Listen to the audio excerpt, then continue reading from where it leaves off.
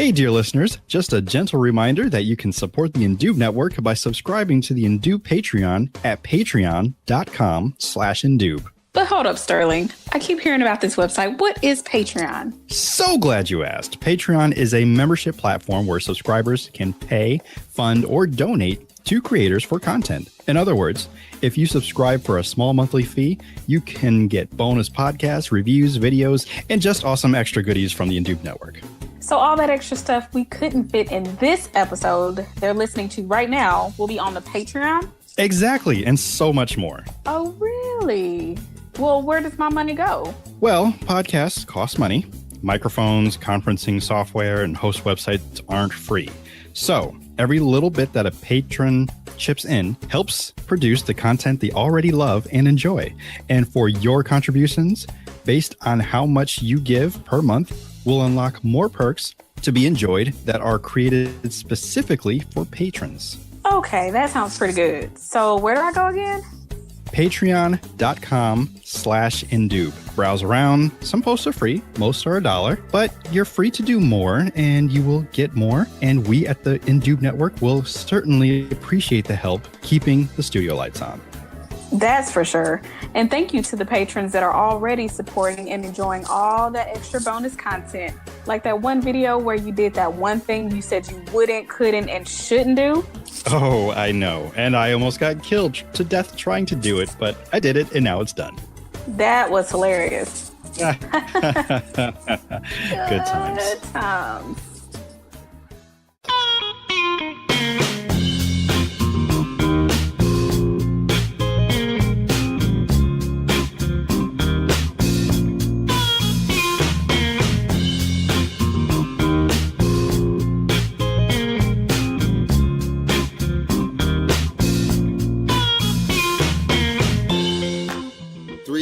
FX presents the Indube Podcast with your host, T. Sterling Watson. Good morning, Indubians. I'm T. Sterling Watson. And I'm Kortney. This is the Indube Podcast. Thank you for stopping by and pressing play. This is episode number 81, week sometime close to the end of August. Should be, I don't know. Google used to tell me what week it is. Does Google? It not anymore? Well, in my calendar, it used to. I may have turned that feature off, or do I look? I look at my calendar. I know when things are happening. Sure you do. Like the fact that I almost forgot that 2 weeks from now is a holiday. Yep, that's fine. That's normal. Oh, maybe it doesn't. Anyway, it's near the end of August, and it's been quite a summer. How are you? How are things going over there? Things are going pretty well over here. We've got some sunshine here in the capital city. It's been on and off thunderstorming for the past probably past 2 weeks or so. So, and I'm a weird one who enjoys the gloomy weather and the rain, but after so long, it is kind of nice to have a little bit of sunshine peeking through. And today it was storming earlier today and raining, but now we've got like clear blue skies and the sun shining, but it's not that hot still. So It's kind of a weird thing, but I'm enjoying it. So, and I was off of work today, so that's always great. Yeah, just rub it in a little bit. Why don't you? Yeah. Yep. I'm off next Monday too, and the Monday after that. So there's that. well, I'm off the entire next week, and then the following Monday. So congrats. I'll start to rub that in now. But I mean, thank you for your lovely report for the capital of Little Rock, because I guess that can segue right into whether or not I don't know if you were aware of this. I meant to actually text it to you. But were you aware in your lovely city of Little Rock that there was basically Satanists unveiling a statue on the Capitol grounds? I was aware of that, but it wasn't quite what you think it is, because it's not even there anymore. It was like a temporary thing. It was basically, so there's a whole thing about the church the Temple of Satanists or Church of Satan. There's like two different anyway. But anyway, the whole Satanist thing, they don't actually worship Satan or even believe in Satan. It's a whole thing about turning religious freedom on its head, or fighting for your Fourth Amendment rights and your religious freedom. So first, that's just a disclaimer. And no, I'm not a part of the Church of Satan or the Temple of Satan. I'm not. Yes, thank you. I'm not. I'm a Scientologist. Thank you. So, just kidding. But yeah, so it was just it's not there anymore. So, and it was only up for a couple of hours, and they borrowed it from somewhere else. It's basically they were trying to prove a point. Of like, okay, if y'all, because we have a statue, or no, I'm sorry, there was a state representative who was trying to get a statue of the Ten Commandments permanently placed on the Capitol grounds, and so they, of course, had issue with that, because it's like, okay, they're saying that a Christian monument is basically stating that this is the, that is the correct or right or only religion, and so they're like, okay, if y'all want to put up a statue of the Ten Commandments, then we're going to put up a statue of our religious, of a religious sentiment with us too, or significance, I should say. So that's what it was. But yeah, they took it down that same day, a few hours later. Because don't you know, I found out about this whole rally the day after the rally. And so I was like, well, I'm going to go see the statue. And it wasn't there. And I was like, okay, our Capitol grounds are not that, it's not that big. It's not, and I'm because of my job, I get to see the Capitol often, and I get to go to the Capitol pretty often. So I'm like, I know these grounds pretty well. There's only so many places where it would be, especially for a rally or whatever. So I saw it, or I went by the grounds, wasn't there. So I said, okay. So I did a little research, and that's when I found out that the rally was the day before, and the statue was there temporarily, and it was gone just a few hours later. So in long form, to answer your question, yes, I'm aware of the statue that's not even there anymore. Gone just as quickly as it. Well, I know. The funny thing, well, for me, and I'm not sure why, maybe because Google knows that I have a friend out in Little Rock, but it actually popped up on my Google News as I was kind of scrolling through, and I'm like, okay. And then I was like, okay, I need to text Kortney about this and ask her what is going on in her town, like what's happening. But I never got to. My apologies. And then it just happened to come up now. I'm like, oh wait, that's right. I wonder if she knew about this, and clearly you did. And I saw the pictures that they had. I don't think they had any pictures of the crowd, but everything you just said is basically what was in the article, and just that it was.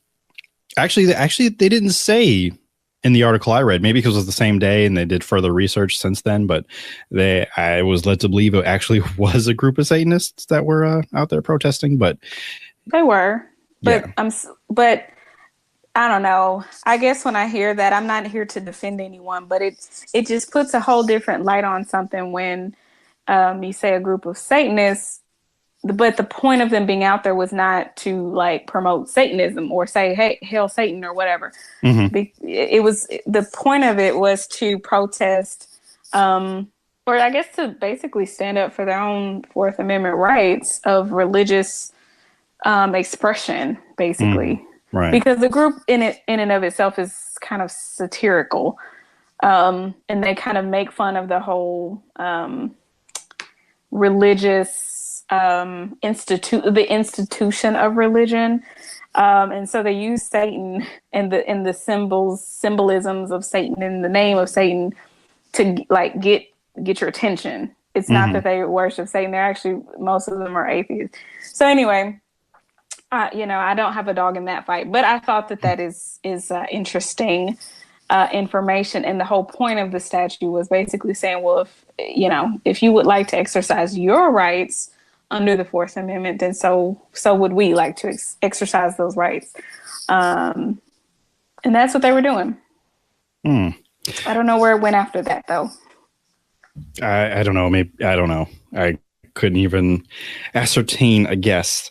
But So I guess I'm waiting now for the Scientologists, yourself included, to be trying to erect a statue of Zenu, I believe his name is. Xenu, yes. Xenu. That's right. Xenu. Get it right. I'm so sorry. 1,000 apologies. Please cleanse the Thetans from me because of the mispronunciation of his name. The mighty Xenu. Okay. Right. Yeah. Please let me know when that happens. Put some respect on his name. You're right. Yes, please. Yeah. That's pretty. That I found that interesting, so I just wanted to share, and I'm so glad you were able to do some on the ground research or live reporting. Even though everything was gone. Yeah, everyone was gone already. It was gone, and I wasn't there or anything. Like it was a whole day later. Yeah, a whole day later before I even knew about it. No scraps of paper or rubble from the past. Mm-hmm. Yeah. Yep. The toppling. They laid dollar short. You know how that goes. Mm-hmm. I was going to say the statue of Beelzebub, but it was actually somebody else. It was somebody else's. Sephat or something that I've never even heard of. Neither have I, but it looked like, that looks demonic. I mean, just the name. It does. So did the picture. Because it had like two smiling little children with it too. So. Oh, did it? Oh, I didn't see all that. That's pretty creepy. Yeah, according to the description of what the statue looked like. So, yeah. On to lighter news. Now I'm trying to figure out how to actually get into this particular topic. But to not bury the lead, I bought myself a steering wheel cover. Now I'm like, okay, what's the big deal about that? I realized after I got it, I was like, this is what, when you get a car, this is what you really kind of touch the most. And do you have a steering wheel cover on your steering wheel? I do. Okay. How long do you think you've had it? I've only had it a couple months or so. Oh, so it's fairly new. Mm-hmm. So maybe, possibly, you might kind of relate to this, where it almost feels like a new car. Almost. For like maybe a day or two, but then I got over it. I did. It was, I got over it really quickly. Yeah, I suppose it's still fairly new because I just got it last Friday, after the whole not Beelzebub, but the other guy thing, getting over that. But yeah, I don't know. For me, it's like, okay, because this is what you kind of touch the most in your car. You don't really grip the seats, or unless you're a really crazy driver. But, well, with me, I really needed one because my steering wheel was the stuff on it. I guess the steering wheel itself was starting to kind of peel away. Whatever material or whatever, it was starting to kind of crumble. So every time I touched my steering wheel, I would come away with crap on my hand. Right. So I was like, this has got to stop. I cannot live like this anymore. So I finally. That's exactly why I bought one too. Yeah. So you understand. You feel my pain. I do. That's why I bought one. I was like, my hands aren't dirty, even though I just left work. But most of the time I wash my hands before I leave, so I know it's not me. And I'm like, what's going on? And then I realized it is the steering wheel. It's kind of deteriorating, or it could be past dirt and grime from maybe me previously, or just just the rubber just going away. So I'm like, I need this to stop because this feels gross. So yeah. It's terrible. So yeah, I finally had to do something about it, and I did. So yeah, it took a couple, because it had a special smell to it. So it took a day or so to kind of get used to it. But then I was like, okay, yep, back to normal. Going to work. And I think I may have put mine on incorrectly, but I don't care because it's mine, and I wanted it that way. Where I think the grippers of the handles, it's supposed to be 10 o'clock and 2 o'clock or whatever, the way that this is designed. Oh yeah, probably. And mine are at 12 and 6. So but that's because I also prerogative. Exactly, and that's normally how I drive anyway. Okay, let me back up. I usually drive one-handed, so the top of the steering wheel or the bottom of the steering wheel. So gotcha. It kind of works out. But also, I had issues getting this stupid thing on the steering wheel itself because, I mean, it's supposed to be tight on there to stay on there, but I was like, did I buy the right size? And like, do they come in other sizes? And it was already, I already had it like halfway on, and I'm pretty sure if anyone was watching me like in the parking lot get frustrated trying to get this thing on there, and then realizing like, okay, it does fit, but then I realized that it was on sideways or crooked. But I had to get a friend of mine who. Yeah, I had to get a friend of mine to put mine on because I had tried to put it on, but I was like, oh no, I think I got a size too small. And just like you, I was like, but do they come in multiple sizes? Because I thought most wheels were, but I know that they, like I know that wheels do come in different sizes, people. I'm aware. But I was like, well, maybe it should be able to kind of conform to whatever size I have, or maybe it's supposed to fit kind of tight. And so, you have to kind of maneuver it on there. Well, I don't know what he did, but he got it on there. I think he had to break part of the of the cover to get it on there. But it worked just fine. It was just, but it wasn't the kind that had any give to it. It's like the faux. It's like red, which is my favorite color, and it's got like this either I guess it's snakeskin because it's kind of scaly. And it's plasticky. So, but it doesn't have, the point is it doesn't have any give. So it either, listen, I walked away. Your capacity. I walked away, and when I came back, the steering wheel cover was on there. And that's all I can say about the matter. And it works like I need it to. And it's not coming off. So yeah, same for me as well. Like if I have to take it off, I think it's going to have to be cut off because it's on there for good. Yep, never coming off until I get tired of it and can find somebody else to replace it for me. Right. And I know for me, I don't think that's going to happen. I think I'll probably find a new car before I take that off. But my dad did scare me. He was like, hey, you're getting up there in miles. You might want to start looking. I'm like, nope. This is paid off. It's been paid off for like a year. Let me enjoy this. I don't want to start looking. Yeah. Because like here it's a necessary evil to have a car. So yeah, I don't want that smoke of a monthly payment. I'm good. Yeah. No, thank you. Like never again if I can help it. Probably not never again, but you know what I mean. Yeah, I do. It's inevitable, unfortunately, because cars. But that was one of the newest things I'm just happy about. So I still have the newness, the feeling like, oh, well, this is nice.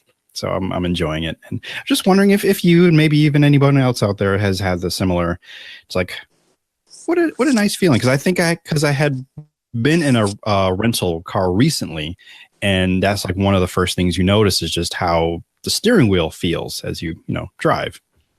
As well as the following things of like how the car actually drives and, all that stuff and features. But, it's the thing that you kind of handle the most. You just has to be comfortable. So it's much more comfortable now. Yeah. Yep.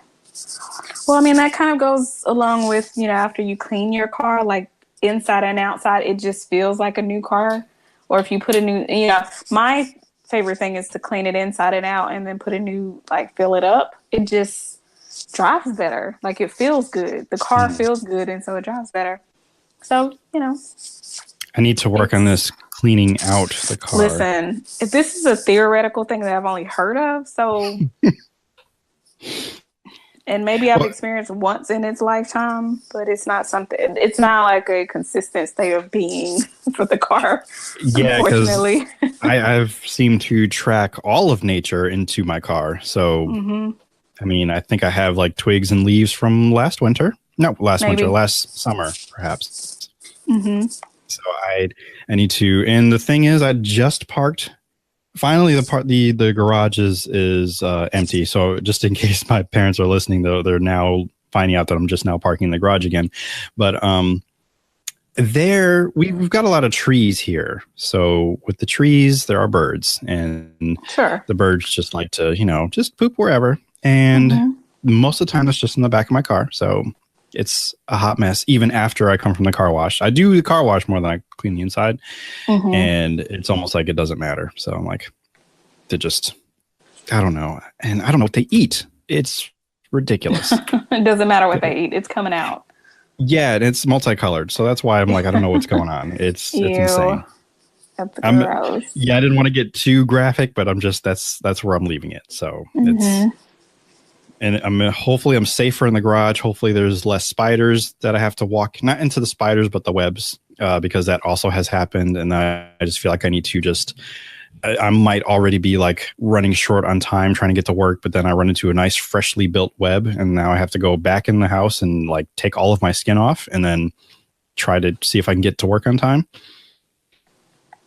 It's a hassle. It's a hassle. So yeah, hopefully this will cut down when it's in the garage, even though it's been empty for a while. So I do see some fresh new webs that haven't been there before. So it should be fun. Nice, I guess. Yeah, that is what's happening in the world of cars, because I don't know cars. Some guy tried to convince me. He was like, "Oh, you know computers, you know cars." I'm like, "No, they're not the same, not at all. No, because you show me what a carburetor is, like you point at it, you tell me that's a carburetor, I'm going to believe that's a carburetor." Sure. But, yeah, because I don't know it until it breaks. That is my motto. Yeah, that's my philosophy on cars, and then I will try to fix it. Like I think a starter, I never really knew what. I mean, I know what a starter does, but I never seen one until I had to get one and have some guy install it for me, which took several hours to do. Yeah, and that mice can make little nests inside your engine, because that happened too. So yeah. Yeah, mice and other small vermin, like squirrels. Oh, you had a squirrel in your car? I've never had a squirrel in my car, thank God.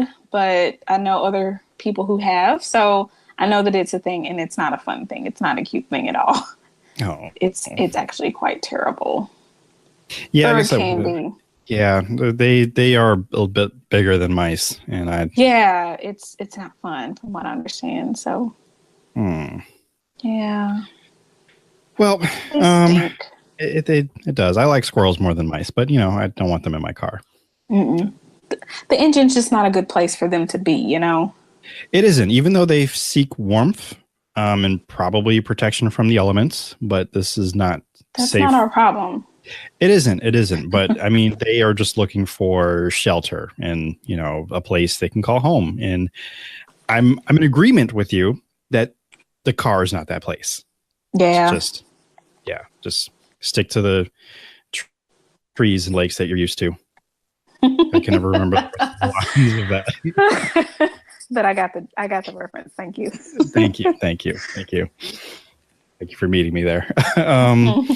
We're going to take a quick break, and when we return, I do have a minor Black History fact. It's not minor. It's actually pretty major. Do with the major thing.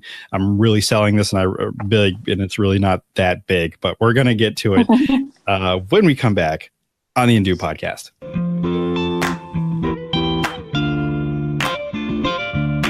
The Indu podcast. Here at Johnny's Apple Orchard, apple cider is always in season.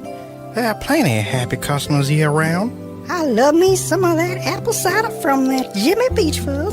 That's Johnny Appleseed. Jimmy Cherrysdale? No, Johnny Appleseed. Jenny Applecoke? Close enough. Johnny Appleseed's Orchard Apple Cider. Always in season. Look for it in the produce aisle at your local grocers. Howdy, folks. Clem the Old Prospector here to tell you you can strike it rich, and you don't even need a pick and a shovel. All you need is a new quick pick from the Nebraska Lottery. Woo! With 6 chances to win, odds are you'll do better than me digging in this old mountain here. The new quick pick from the Nebraska Lottery. Puppies! Ow! The fluff-tastic, cuterific rascals that are too irresistibly adorable to ignore. You know you want to snuggle a fur baby, whether it's a bulldog, bloodhound, Pomeranian, or poodle. Get you some of this cuddly pupper lovin'. All of these doggos are good boys and girls and just crave your love and love to be loved. So love a pup today. Go find your nearest canine cuddler and give them all the hugs and belly rubs. As long as you have the owner's consent, of course. Hopefully they do, because no puppy should be left unpet. Puppies! We love the puppies! Hey!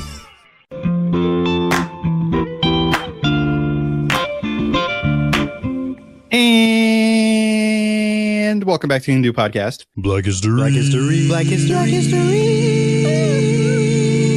Facts. My Black History fact for you today is in remembrance of the great Aretha Franklin. And the Queen of Soul. Yes, the Queen of Soul. Just the Queen. Just the Queen. Period. Yeah. Yeah. I know what's her face. Nicki Minaj came out with an album called Queen, but we're not talking about that one. No, we're talking about the Queen. Right. And no offense to the Beyonce fans. I know she's Queen Bee, but still, there would be no Beyonce without Aretha. So true. Put some respect on her name. Put some respect on her name, okay? Oh, actually, no. Respect with the T, because she spelled it out for us. R-E-S-P-E-C-T. So you're right. You're absolutely right. Thank you for correcting me. I was incorrect. No, because I was going to go with it too, because that's our thing. We do enjoy some respect and putting that on names. But in Aretha's case, yes, it has to be spelled the correct way, because true. For us. You're right. Now, my tiny fact is that two of my beloved movies, and I know there's some controversy behind the second movie that I will name. She is not a fan of lip syncing, but I think she can't really do it that well. She couldn't do it that well. And she had to do that for the films Blues Brothers and Blues Brothers 2000, where they she performs two of her greatest songs, Think, and I believe actually Respect. So I think so, yeah. Yeah, so she actually had to lip sync, which she found extremely difficult to do, because she is just one of those, like, true to soul, just singing it from her heart, and she really can't re-sing it how she sang it. Like, it's different and new and fresh each and every time. So it was really difficult for her to lip sync those songs. But she did it, and she's in the movie. Yeah. So She is. She is. But that's my my very short version, or short Black History fact. A little tidbit, really. But important, and I've heard that I've actually never seen any of the Blues Brothers films, but from people on the interwebs who have seen it, they said that the scenes that she's in and her performance are, pretty I don't know if they were called pivotal, but they were called really influential in the movie. And somebody even said, when they saw her and there's another guy in the film or in the scenes with her, they're like, that's when you realize that the movie is following the wrong characters. We wanted to see more of those two characters. What about them? So, and I was like, and then I actually did watch that clip, and it was pretty good. It was pretty good. Mm-hmm. And, I'm sure, I'm coming from it a little bit biased, but because it's right after she had passed, or maybe the day of. Mm-hmm. And so somebody posted that, and I was like, oh my God, you're right. So maybe, again, I'm a little biased and coming in completely fresh and not knowing anything about the Blues Brothers, or knowing very little about the Blues Brothers movies. But I think it's, I think it's something when they call you out, call an artist to appear in the movie and do your thing, and they do it twice. And I don't know, I just think that means something. It does.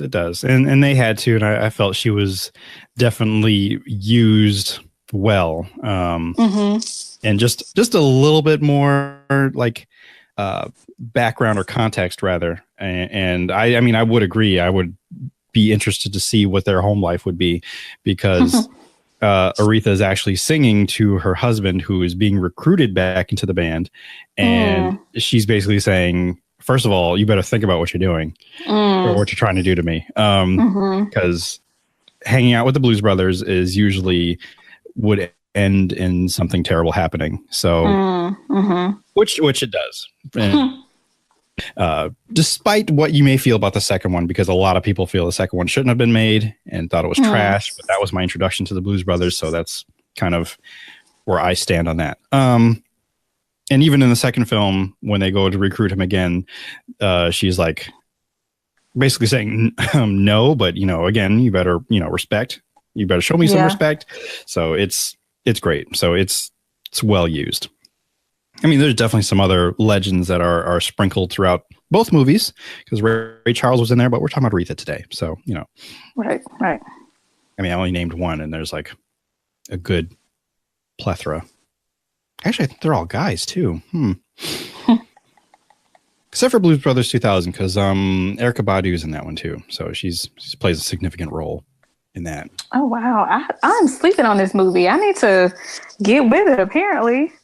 Yeah, I mean, I would be remiss if I didn't speak for the masses and say that you're not missing anything. But okay. Oh, wow. From either film? No, I mean, for the first one, it's good. But the second one, people will say that it's not good at all. Okay. But that's them. I'm firmly okay with being the minority and liking the film, and I've already explained that was my introduction. That was my first Blues Brothers film. And it's but you're saying I should at least check out the first one. Yes. Okay. That way you actually understand who they are, where they come from, what their mission from God is. And because yes, they're on a mission to save an orphanage. None of that is a spoiler. That's just, I mean, if you look up the trailer, I'm pretty sure they say that that's what they're doing. But, they meet a whole bunch of musical people on the way as they go to do this performance. So it's pretty good. I mean, especially if you if you love music too. And that's why I had included it when we did our musical episode a couple episodes ago. You did. You sure did. Yes. So I will fight for that movie, or both of them. Even though it was on a recent episode of one of my favorite podcasts, How Did This Get Made? They talked about Blues Brothers 2000 and just decimated it. Just tearing it to pieces. And I'm like, oh, my heart. But like, they're right, though. I mean, a lot of the stuff the points they're making, like, who is this child that's living in the trunk? Yes, there's a child that has a whole studio apartment in the trunk of a car. Oh. Is the trunk like a TARDIS where it is bigger on the inside, and or one of the tents not just the tents, but like a enchanted item in the Harry Potter wizarding world where it's literally bigger on the inside? You lost me on that reference, but I was with you on the TARDIS, and it's not that big. Okay, wait, stop. You do know in the Harry Potter world where they put like in bags, it can be a small bag, or the tents. Yeah. Yes, the tents. Okay, yeah. It took me a little while because there's like entire scenes that take place in the tents. Yes. Like the whole movie basically. Sterling. No, it's definitely not that big. It's just like it's like fully furnished. They open the trunk and he's like napping, and there's like a bed and looks like a little TV and like just everything. But it's like regular size, real world size.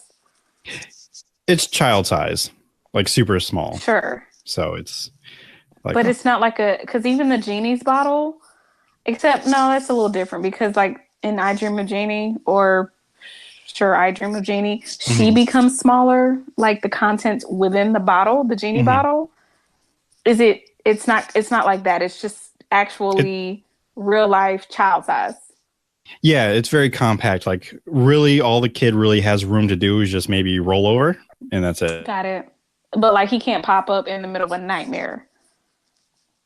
Like, oh no, I'm having a nightmare. And he like pops up out of his little cot in the trunk because he would hit his head. Is it that small? his little living quarters. So he can't like do that though. He can't jump on his little cot in the trunk. No, there's no As jumping. a kid would do. Okay. Yeah, it's very small.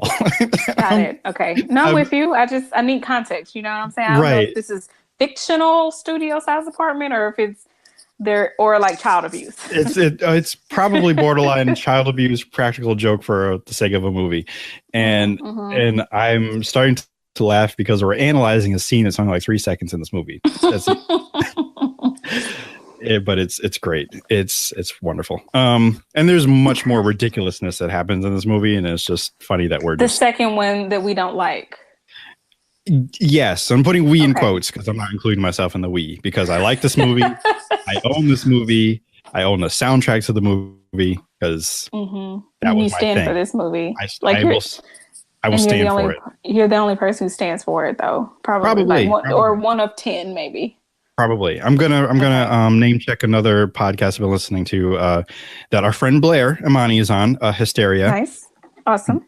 They have a running segment called Hill They're Willing to Die On. Each episode, they will choose a topic or choose something that they will stand for and they will die on that hill. So Blues Brothers 2000 is that hill I will die on. Okay. Yeah. I mean, we all have one or two, so this will be it. Cool. I mean, it's definitely... Stick your laurels. Definitely off the... Laurels? Yeah. I've heard that saying, but I've never really understood. But I mean, I know this is off the cuff and you're not prepared, or maybe you are, but do you have a hill that you'd be willing to die on? Like, oh my God, so many hills. But let's see.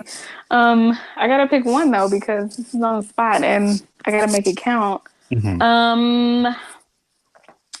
I mean, so I keep thinking of like vaccinations for children and spaying and neutering your dog. I mean, those are things that those are. I understand that, but I'm talking about dying on. and I would die on those hills, but I don't want to talk about those because those are like. Oh, you want like something like almost that's insignificant, like a movie that everyone says is bad. Yes, yes, because they're there. All right. I would say that. Oh man, so many. So I just finished. I just finished Downton Abbey yesterday. Oh, you finally finished. Well, I have been. Well, you know the story. I do, and I need to tell the listeners though.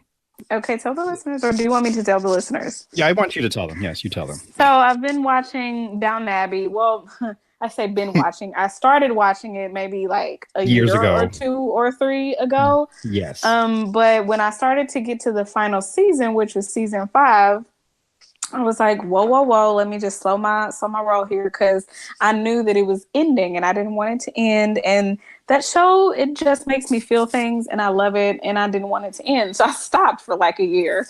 So I was home yesterday and I was like, you know what? This is a nice rainy Sunday afternoon. This is a great time to watch Downton. And I was like, let me just watch one episode or whatever. No. I finished all of season 5. I think it's maybe 8 episodes of season 5, because they're longer. They're like an hour and a half. And so I was like, I'll just do one, and move on to something else. Well, no. I watched probably half the season because I had already started it, season 5. But then I stopped for a while. And I basically watched half of the season or a little over half of the season yesterday evening. And of course I cried at the end because they wrapped everything up and it was just beautiful. Anyways, there's a lot of hills to die on in that show or with that show, but I don't even want to, because that was a different time, different. It's just different. So I don't want to. See, you don't want to die on the hill today? No, not today. It's not worth it today. Oh my God. Okay. This is probably a popular one. So this is kind of cheating, but it's one that I've wanted, like I've been dying on this hill for let's see, I don't know, 11 years now. Oh boy. No, longer because this movie came out in 97, okay? So let's say 21 years now because since this movie came out, the movie, you might have heard of it. It's called Titanic. Okay. Jack totally could have survived if he had gotten on that door. Basically, what Rose and Jack did was they sank, they went into the water with, thousands of other people or hundreds of whatever, lots of other people from the Titanic. They tried that one time to fit both of them on the boat or on the door. It was like a door from, a piece of the ship that had just sunk. They tried the one time to get them both on the door. And, of course, they're panicked and they're cold and they're, flipping out because, I don't know, their whole boat has sunk. And that's a problem. And they're, it's a problem. Well, understatement. Right. And I'm sorry, I don't mean to be offensive or insensitive. It's because okay. A lot of people lost their lives. But I'm really upset about it because Jack could have survived. If they truly could, I believe that they could have both have fit on that door. All they had to do was kind of chill out, slow down a little bit, and, kind of maneuver themselves onto the door. It's a huge door, right? At the very least, if they truly could not manage to fit both of their bodies and get them to balance on the door to keep it afloat, keep it and themselves afloat, they could have switched out. Why, Sterling and listeners, why did Rose only stay on the top of the door? Because she was cold, right? She was cold, but she could have switched out. But no, Jack had to fall asleep or he died. Okay. But Jack had to get hypothermia. He gave into the hype. That is so wrong. I feel Sterling. terrible. You are so terrible. But you're right. He gave into the hype and he died. They could have switched out every, 10 minutes to keep themselves alert, to keep themselves counting down. If you give yourself an end goal, like a deadline, it keeps you on track, right? It keeps you focused and okay, I don't really want to be in this cold water, but I don't know, in 7 minutes, I'm going to be on the door. So whatever. Instead of singing songs to yourself, Rose, instead of telling one another you love each other, Rose and Jack, freaking make a plan, survive. They could have both survived. And so this was even proven on Mythbusters too. They I know. I am not the only listen. I'm not the only one who feels this way. So, like I said, this is kind of a cheat, but I can have a better one for you next episode. Don't you worry. Okay. But this one has been with me the longest. I'm still not happy about it. I feel like yes, Jack's purpose in Rose's life, movie-wise, character-wise, plot-wise, was to come into her life, shake things up. She was already frustrated and not happy in the life that she was leading and the road that she was headed down. She didn't want to marry Cal. He was a jerk. She didn't want that life. And she needed someone or something to kind of shake her out of that and give her the strength she needed to walk away. So he did that for her, yes. And she ended up living a very long and happy life, and it was great.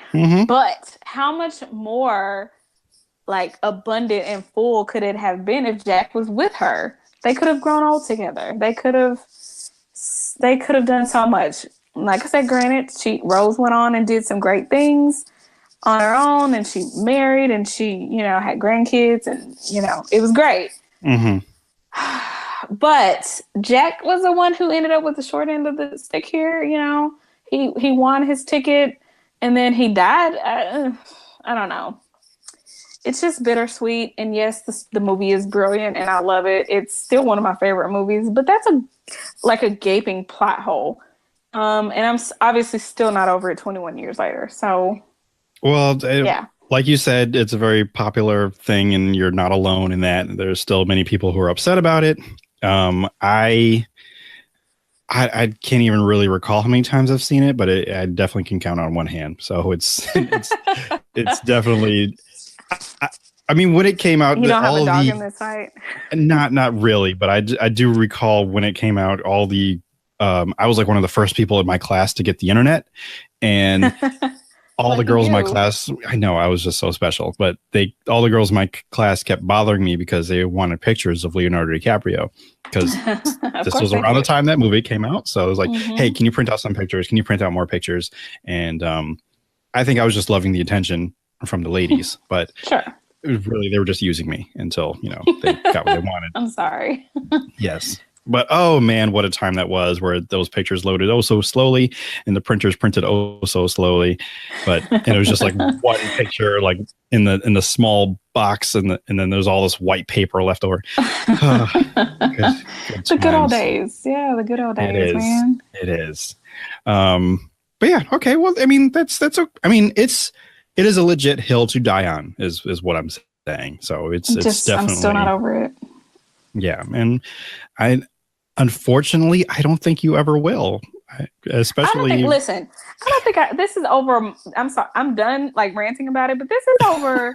This is most of my life that I have held this grudge against James freaking Cameron for doing that to this character who didn't deserve it.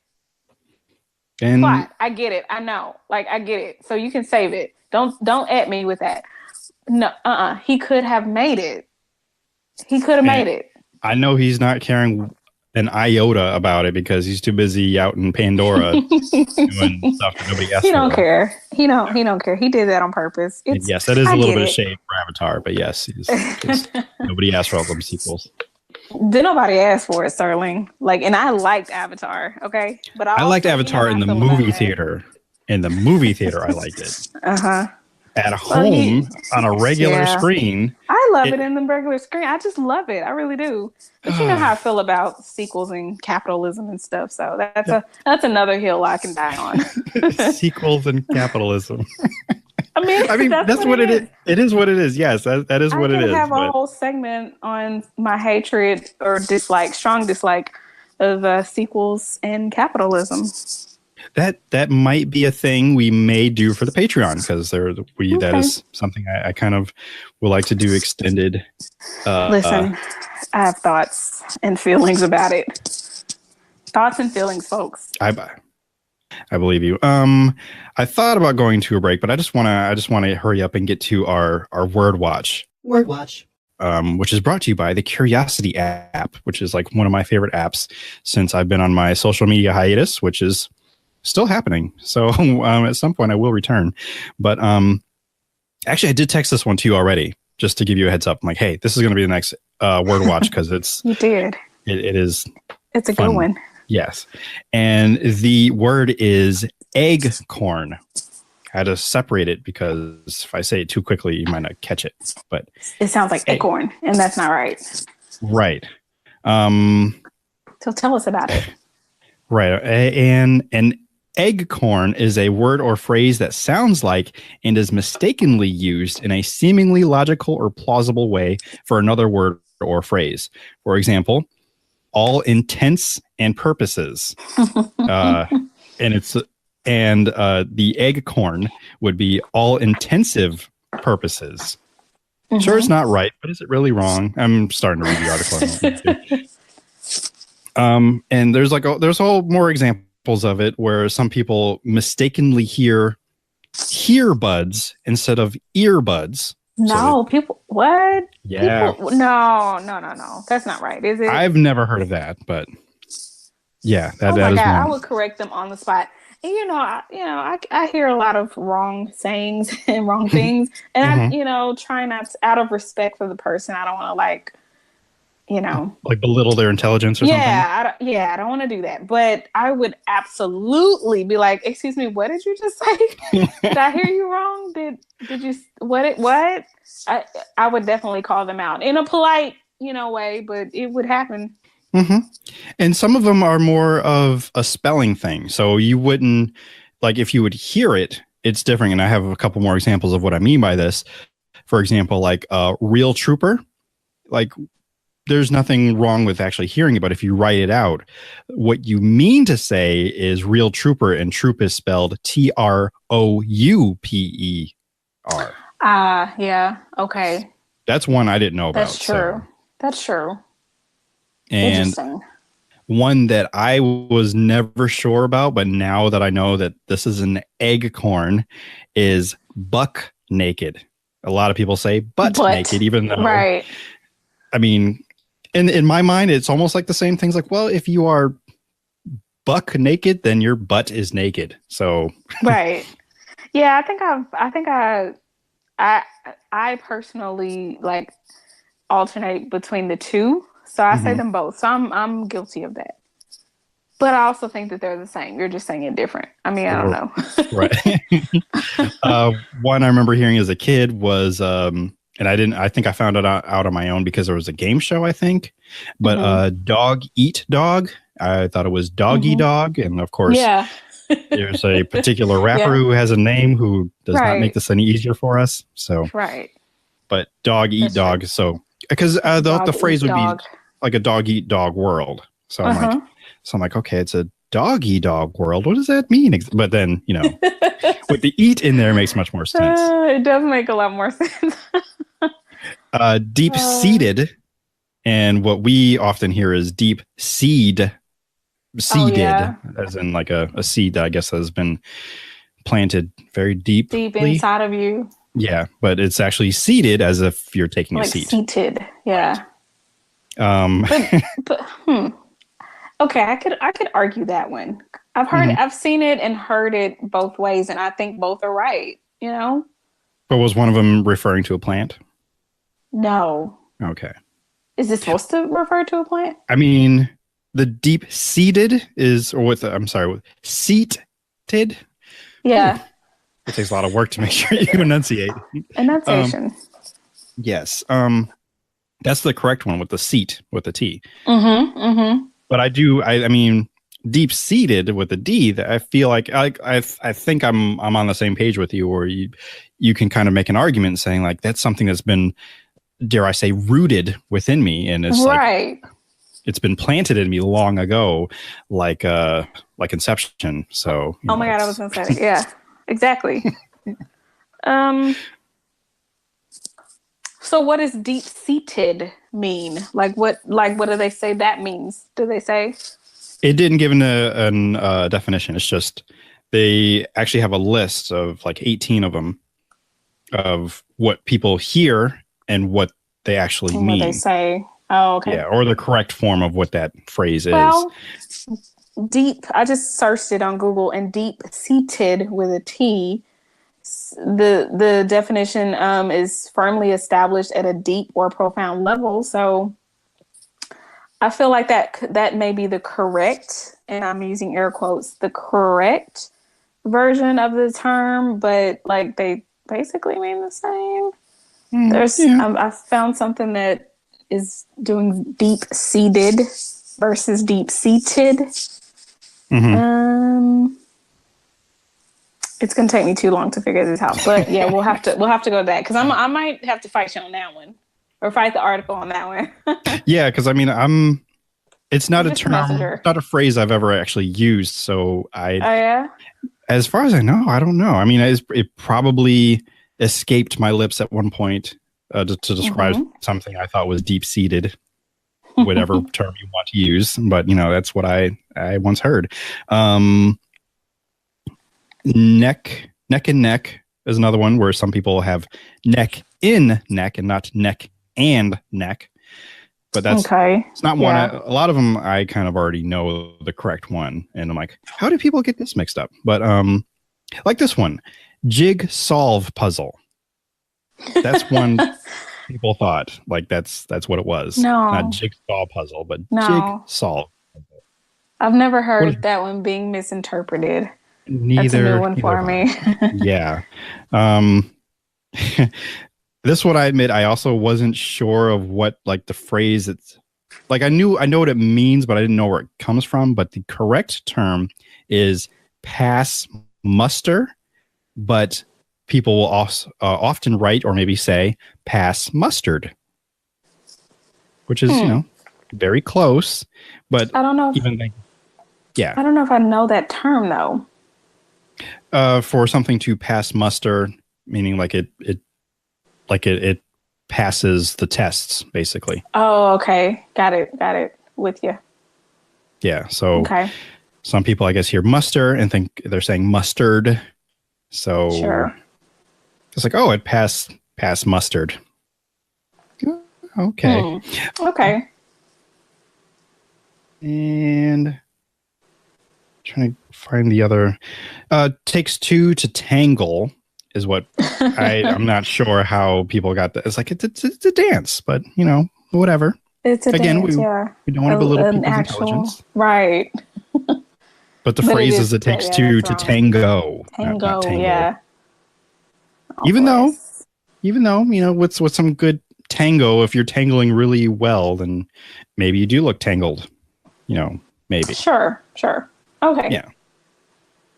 Maybe, but I'm not really trying to defend that one because you should know that one. So, yeah.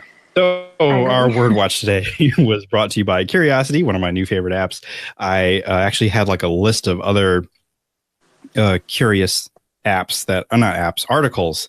And I wish I actually maybe wrote like a summary for the palm of Christ, which is the deadliest poisonous plant, or the most poisonous plant on earth. And some people actually grow them in their house. Yikes. Yeah. But apparently, I guess it looks really beautiful or whatever, but I'm not really a plant person. So, yeah, I don't really want them, especially if they're so... Basically, it's where ricin comes from. And should you ever ingest ricin, I think you'll start to feel a burning sensation. And if you don't get it evacuated immediately, you could die, I believe, within a week. Ooh. And that's just from the seeds that come from this plant. That's not from okay. the palm of Christ. Yeah, it's not. Yeah, so that's not good. But yeah, people have them growing in their house, and yeah, I think there's some other benefits to it other than the fact that it can kill you. Because that's a benefit. Yeah, but just that, I mean, why not? Because you just want to spruce up the house a little bit, with a little bit of murder, perhaps, but murder and death. Right, just a little bit. Just it brings so much life and death to the house. Other fun articles that I have. This has been my morning now because they'll send me a whole bunch of articles to read, and they're pretty quick. So it's a couple headlines. There's a new study that shows that the scary similarities between junk food and drugs. So that one was okay. Take a cue from Charles Darwin. Work way fewer hours. The takeaway from that is he actually worked, I think, 3 hours every day, but they were really focused 3 hours. Like really focused, but a lot of it dealt with him walking around, walking his dog, reading the paper, having his wife read to him. Like they would read a novel together. I guess he would just kind of lay back and she'd just read stories. So I'm like, man, that must be the life. I know, right? Like, how can I hire somebody to do that for me? Yeah, and then after that, he would go back to doing his research and eventually, finished his theory of evolution, and then, got on with the rest of his day. So yeah, so yeah, that was These are just like highlights of the articles that I had read, but I am definitely here to shill for Curiosity if they ever need a spokesperson, because I'm learning so much. Because I am definitely a nerd like that, because it's either this or Wikipedia that I'm reading all day. So I feel like it's better than all the social media that I've been boggled down with and trying to stay in the know of what's current events, but not necessarily, what I want to know, or, it's interesting. It's been an interesting time. Yeah. Well, good. It's always good to detox every now and then, whether that's food or social media or whatever is taking up a lot of your energy.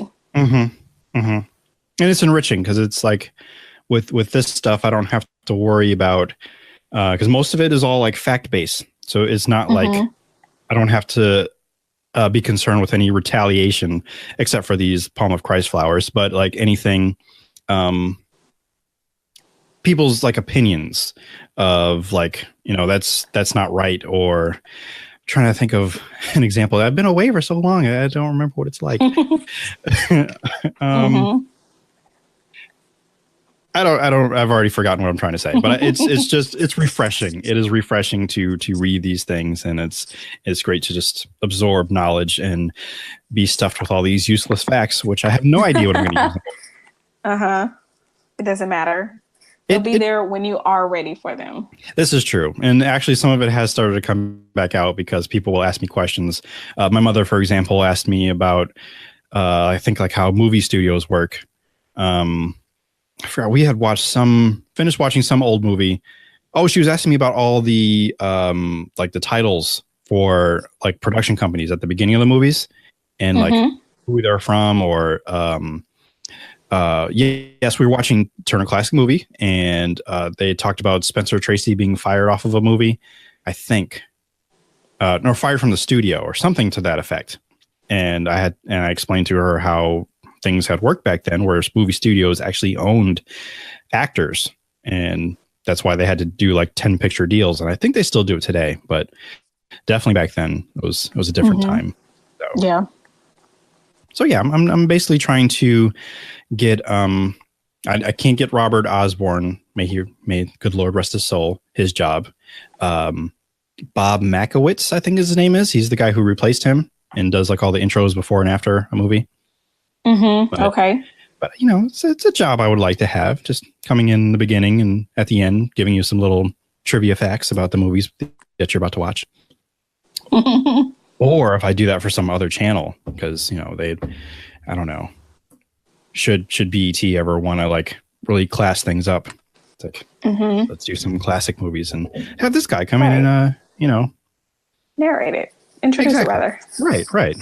Have like a fancy little couch or some mood lighting. It's like this movie came out in 1973. It stars Pamela Grier as the first time that she ever did whatever she did. We see they have cards they read from, so I know what I'd be saying then. So just fill in the blanks of what she actually did and what movie I'm talking about. So, so yeah, that whole segment was brought to you by Curiosity. Get it on your phone today. You can tell them Dupe sent you, but again, they're not really gonna. They don't know. Did not take you too far, not farther than anybody else, but that's okay. Yeah, you're good. Yeah. Okay. Let's go get it. I'll let them know that I'm talking about them, and maybe we'll get like some kind of code or something, so you can get the app without ads or something. Because Duracell puts them. Oh my God, that's the story I wanted to tell you about, which I literally just found before I called you for this episode. There's a new black. There's a new black. Like, a new black? A blacker than black. Okay, like person or color? A color. Or okay. Yeah, it's a color. It's because I would have to, I'm interested. I have to read this part. Like a real life version of Looney Tunes cartoon, a visitor to a Portuguese museum was injured last week when he stepped into an art installation resembling an inky void. Currently on exhibit, and this exhibit includes an actual 8-foot hole that's 8 feet deep. That's painted black. Wow. So it appears to have no depth at all. Oh no. According to Britain's Times, attendees of the previous showings of the work have questioned whether there was really a hole in the floor or whether it was simply a circle painted with an extremely dark black paint. Presumably, there would be no doubts going forward. Though the Descent into Limbo installation was reportedly surrounded with warning signs and staffers warning visitors not to get too close, there was no barrier around it. However, the museum goer, whom Portugal reports was an Italian man in his 60s, was able to step into the hole. Oh no! But he was briefly hospitalized for the 8-foot fall. Yeah. Yeah. The museum closed the exhibit to assess what happened, but says it plans to reopen it soon. Yeah. Oh wow. I have so many questions. So, like, I'm all about the artists doing whatever they got to do to, present their message to the world. Okay. Okay, but where did the breakdown happen? Because if you had staffers and warning signs and stuff, obviously they didn't work that well. So what country was this? This was in Portugal. In Portugal. And so the guy was Italian. Right. So the languages are different. Slightly. I mean, they're similar, but they're not the same, right? So obviously there's a language barrier here, and he's older, so he just didn't care what you say anyway. Or maybe he was testing you. Maybe he didn't know, and you just. But also, like, I want to know what the. Okay. Also, did they actually dig a hole in the museum floor? I guess so. I guess so. But how though? Because there's if it was like on the inside, you're gonna hit pipes. You're gonna hit all kinds of stuff that's like essential to the structure of the building and the functionality of the building. So was it like inside, or did they have it outside, or what? Well, maybe it was on the grounds like of the museum. Maybe it wasn't inside. I don't know. They do have a picture of the hole, and it's like it does like look like it's a cartoon, like a 3D type thing, like or a like there are people standing around it. Sure. And it's like just like a big hole, and it does look like it's painted on the floor. And that's the other part of the article, which I didn't read before, which I'm now seeing, is that this particular artist is known for his larger than life size installations. But he secured a rights to a physics defying material called Vantablack, developed by a British company called whatever they're called. The material is able to trap photons in between lab grown carbon nanotubes, which bounce around until they eventually are absorbed. So he created a black hole. Essentially, yes. Literally so if you shine light into it, there's very little light coming back to you. Gotcha. Yeah. That's amazing. And I applaud his efforts. But I still have questions for him. I need to sit down and interview the artist because I want to know what his interpretation of his art is. Like why? Like, sir, why? What? Why? Well, this is what he does, because he also made another, the bean that's in Chicago, the reflective one. Yes. Apparently, I guess I don't know if he made it, but I'm thinking. Oh no, I'm sorry, he didn't do that. I misread. There was another article that's attached to this about someone else who made another bean, but they made it in China, like in the middle of like a parking lot or something. So that's just based on the headline. But the Descent into Limbo debuted years before Vantablack was announced to the public, and was instead created using a dark paint that produces the same depthless black hole effect. So you see right there, black hole. For at least one hapless art lover, it seems that was enough. Listen, I would go and see it, and I would want to throw something. Like I would. I mean, I know I would have to do it on the side because there's like it's protected and guarded and stuff. But I mean, I could accidentally, and I'm doing air quotes, accidentally kick a rock, especially if it's outside. I can bring my own rock supply and then throw some glow in the dark stuff in there. Yeah. Oh, yeah. That's a good one. See if you can reflect it back. Yeah. See how see the depth of it. I want to see the depth of it. Or I don't want to go down there myself. I was about to say you should be able to go down there and then feel what it's like to be in a void until you hit the surface of the earth or the ground. It would almost be like being in the upside down almost. Except you hit something and you will probably be hospitalized, and I don't want to go through that. Well, I mean, if they lower you into the hole, not just drop in. Oh, okay, like that other guy.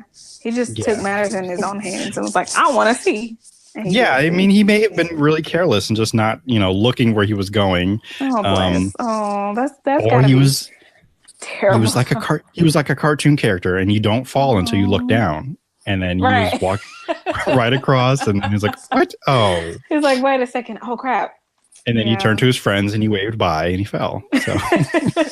And then you had that little sound effect. Yes. What is wrong with me tonight? I'm just you are cruel to everyone. And sensitive, man. God does not like ugly. He's coming for you. I'm gonna find my own black hole to fall into. Please do.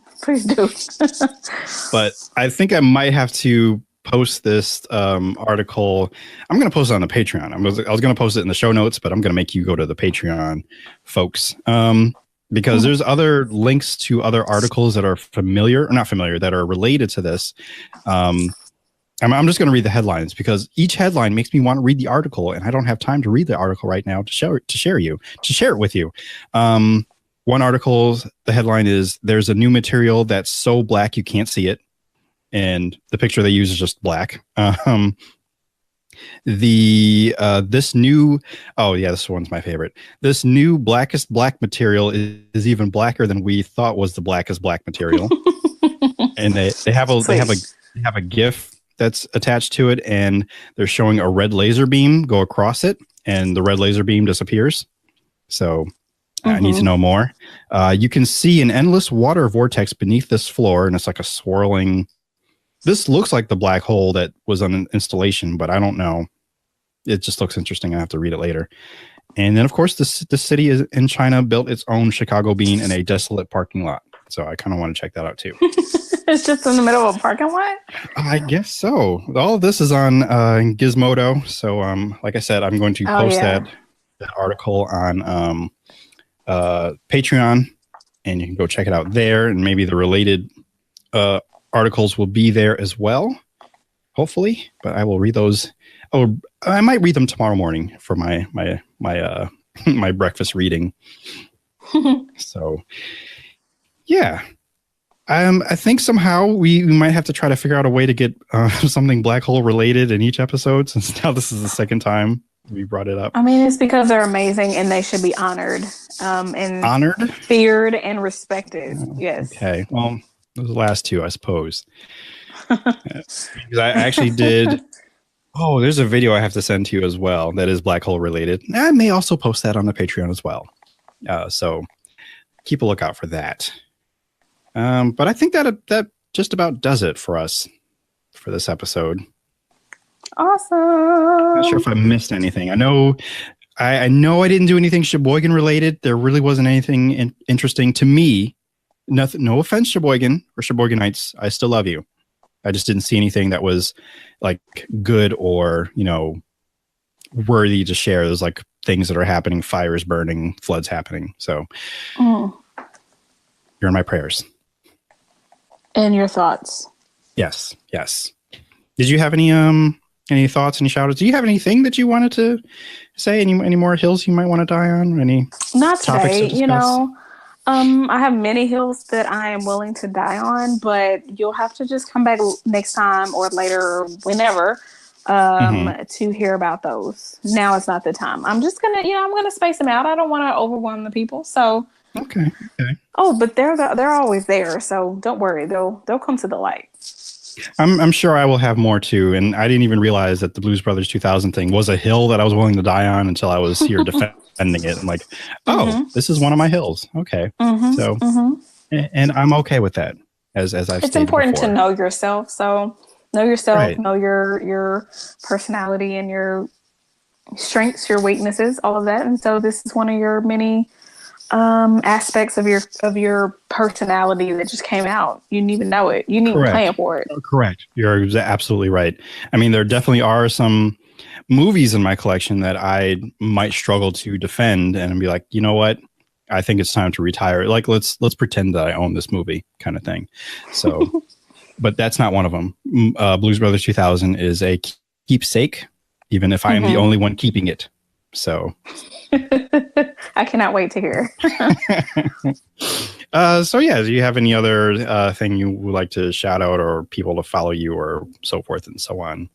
Well, you can follow me on the Twitters. My Twitter handle is @IamKHinton. And it's a lot of fun when I'm there. I tend to take unofficial social media hiatuses. And I'm there. So I'm there more than Sterling right now. So that's something. So check me out. Come follow me. Come interact. Come say hey. Come at me because I'm ready and I have time. You should get one of my t-shirts then. It says at me next time. I should. Or you should just send it to me. I don't know. I mean, I could, but I don't know. We'll see. With that said, my birthday's coming up. Like I could forget. I know, right? Yeah. With that said, though, there are definitely new designs on the other store that I designed for. You can find that at bit.ly/GMFM shop. I know I actually sent that to a good friend of ours, Ariel. I sent her the link and she thought I was spamming her. And I'm like, is this real? I'm like, oh, yes, I'm sorry. This is the other store that I do designs for. And she's like, oh, okay, cool. So sorry for scaring you, Ari. I'm sorry. But yeah, there's definitely more designs over there. Go check those out. I am currently working on new designs for the Indube store, some that I'm very excited about, and one that is even Aretha inspired. So I'm excited about that one. Yes. I was going to consult with some other people, but I'm like, you know what? I got this. Even though I'll still probably show you later anyway, just because you, Courtney, sorry, not the listeners. Not yet. Yay. It's actually like a two-parter, so I'm saying too much. I need to stop. But just keep an eye out on the Indube store. That is t.pub/lick/Indube, or just go to Indube.com. Why do I make things more difficult for myself? Just go to Indube.com, and all the links are there. You can follow me on Twitter and Instagram. Both apps are currently deleted from my phone, but I will be installing them soon because Food Fight is coming back, and I kind of need to interact with people to let them know. So yeah, that's important. It is. So definitely stay tuned for news to be coming, because that news will be arriving soon. As well as some other big events, which I'm Birdman rubbing my hands about, because I'm excited to get that in motion. So also stay tuned for that.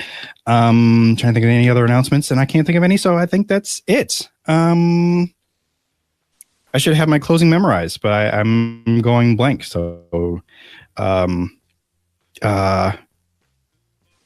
thinking of a word. What am I thinking of? Onomatopoeia. Yes, that's it. Woof, woof, woof. Moo, moo, moo. Follow me on all things Indube. Like I said, go to Indube.com. Please rate, comment, and share the pod on Apple Podcasts, Stitcher, Google Play, Spotify, and Podbean. Sorry, I'm still so excited. Yes. I mean, that's pretty freaking awesome. It is. I'm up there with our friend and hopefully future guest, I Love Brandon. Thank you so much for supporting, listening, stopping by, and pressing play. Shout out also to the Nerds of Prey as well. I think they should be returning soon. They're also on Spotify. Yay! Tell someone you value that you value them, and live for the folks you love. I've been your benevolent host, T. Sterling Watson, and remember, if the world didn't suck, we'd all fall off or fall into a black hole. I was just gonna say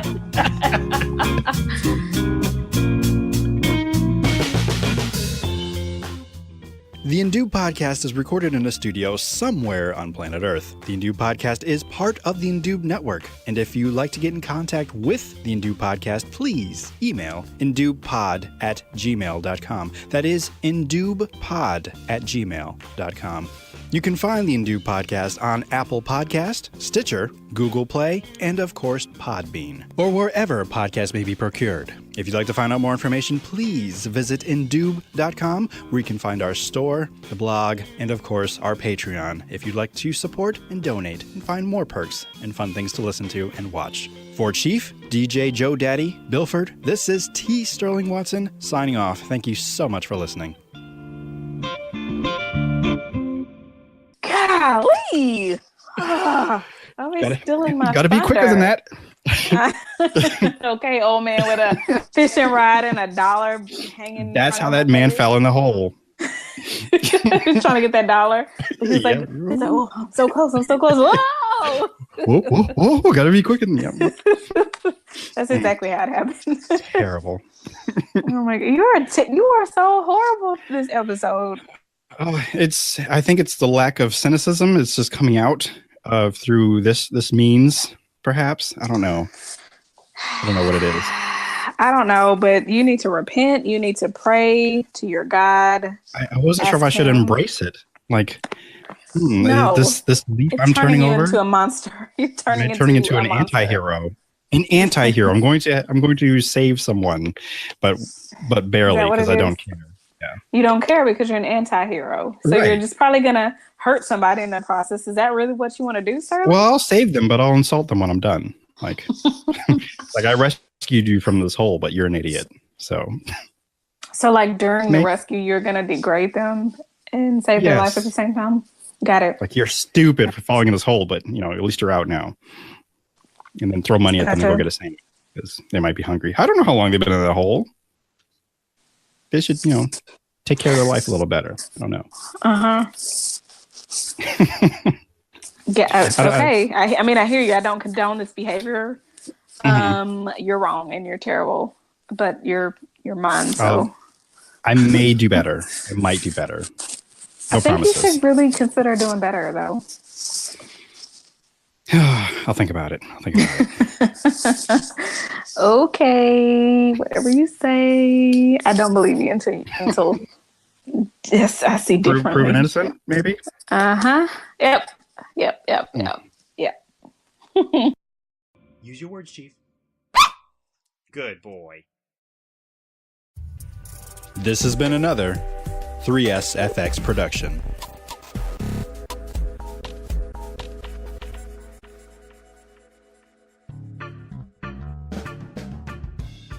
Hey there, friend. Enjoying this podcast production? I bet your sweet buttery face you are. I bet you're also thinking, how can I support this show and look awesome doing it? Aside from telling your best pal and all their kin, you can head over to Indoob.com, and 2 clicks later, after hitting the store tab, you'll find yourself with several fun and fancy swag brought to you by the fine folks at the Indoob Network and T-Public. If you're a fan of Indoob, Food Fight, or anything under the Indoobian sun, you can find it plastered on mugs, hoodies, pillows, cases, bags, and of course, t-shirts. Hurry on over now, and you may catch a sale with all tees 30% off. Seriously, they have sales like every other week. So head on over to Indoob.com or tpublic.com. That's TEEPUBLIC.com and type Indoob in the search bar and continue to pod with the best.